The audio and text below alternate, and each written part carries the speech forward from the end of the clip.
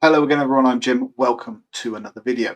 Now, different location for this video. I'm in the office today because up in the loft there's a bit of noise going on. There's printers printing, there's servers running, and for what I needed to do on this video, I thought maybe it makes sense to be down here. Now, what I have to show you today, as per the title of this video, is, well, it's totally not a Unifi clone, let's put it that way.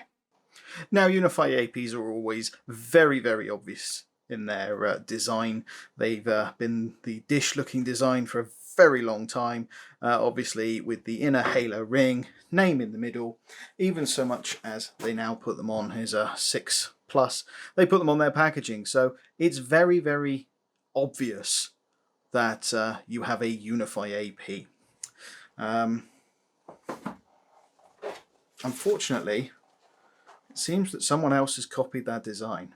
Now this is the IPCOM W82AP. It's a Wi-Fi 6 AP, 802.11ax, and it has a very suspiciously familiar looking design to it. It supports 2.4 and 5 gigahertz. It has OFDMA, it has MU-MIMO, it has spatial reuse, it supports 802.11ac, it's PoE, but more important than that, it has a app, and the app is a central management app that you can run locally on your network.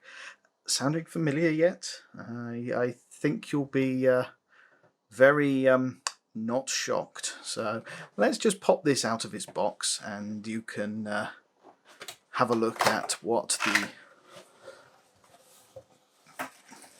totally not a Unifi AP is. And ta-da! Yes, a very familiar looking AP. There's not much weight to it. It's not like the new Unifi APs. This is plastic.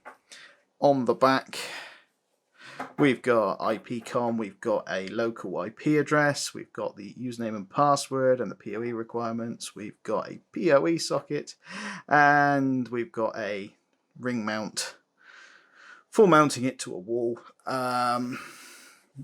Yeah. Welcome to IPCOM. The let's not totally clone Unifi. Now, this is normally the part of the video where I would start to show you setting up the access point, setting up the controller, having a look at what access point has in features. But yeah, hence the title of the video. It's totally not a Unifi ripoff. It died. It died quite spectacularly. Now, I had problems from the offset with this. It would not accept a DHCP address. I then went in and set a static address on it because it let me in. It had a very basic web interface, but you could set settings on it.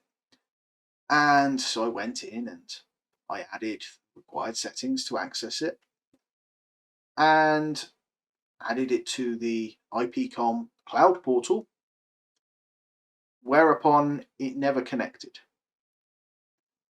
And that was pretty much the last thing it did.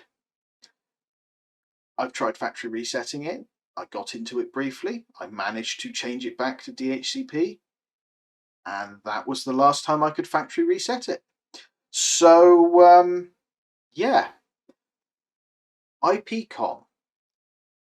It's totally not a Unifi clone, because a Unifi clone, such as the likes of TP-Link Armada, does actually work. Now, to save this video ending here, what I will do, however, is show you the two separate controllers that IPCOM do actually have. And one of them you may think looks very familiar. Now, this is IPCOM's local controller. It's called Profi. Yes, take from that what you will.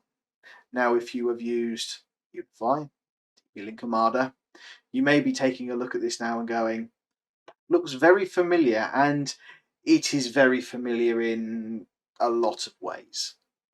We have got down the left hand side the dashboard. the statistics, we've got a map, we've got devices, we've got clients, we've got events, alerts, a help center, which is quite novel, and we have settings. Within settings, we've got the site configuration.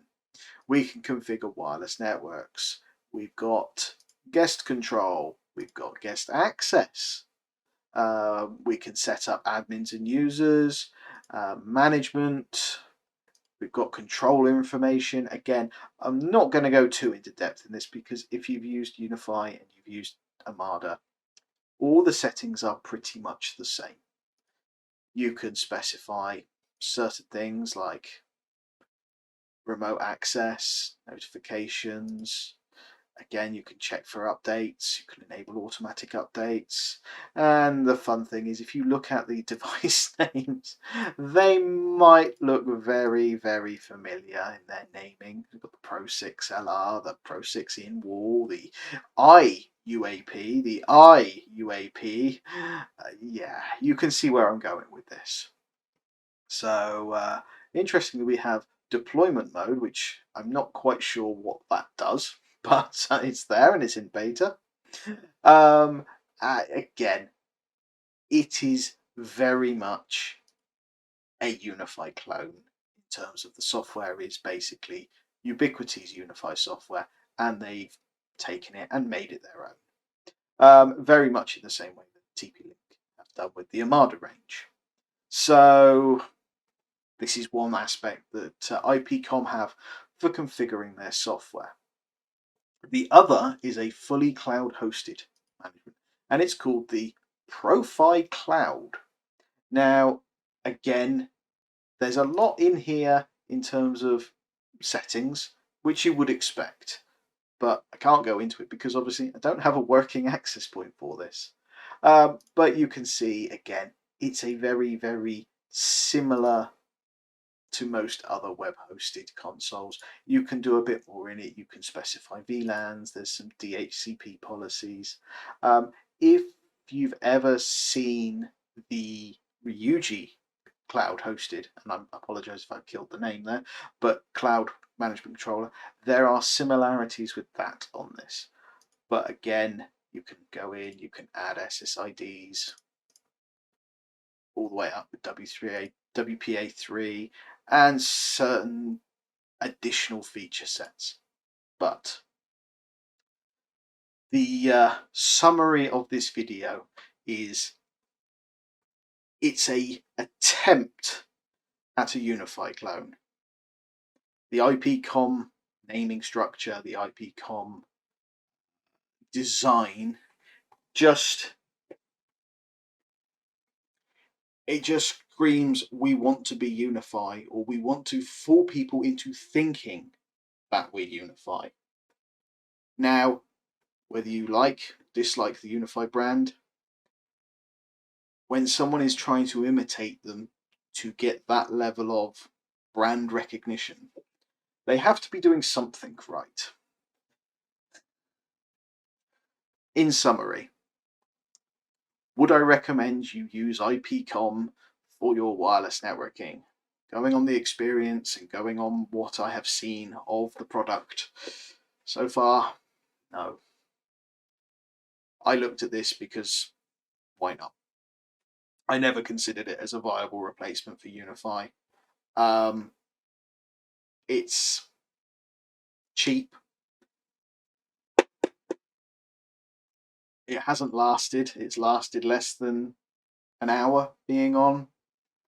And yeah, it's an attempt to make something even cheaper than one of the cheapest sensible business wireless solutions on the market. Anyway, thank you for watching. I hope you've enjoyed this rather truncated video. Please feel free to like, comment, etc. I will see if I can get hold of some different IPCOM kit in the future, but I wouldn't hold it much hope for it. It's difficult to get hold of in the UK. I had to pull this thing in from AliExpress, and that's gone about as well as I expected for a very cheap clone AP, effectively. Anyway, until next time.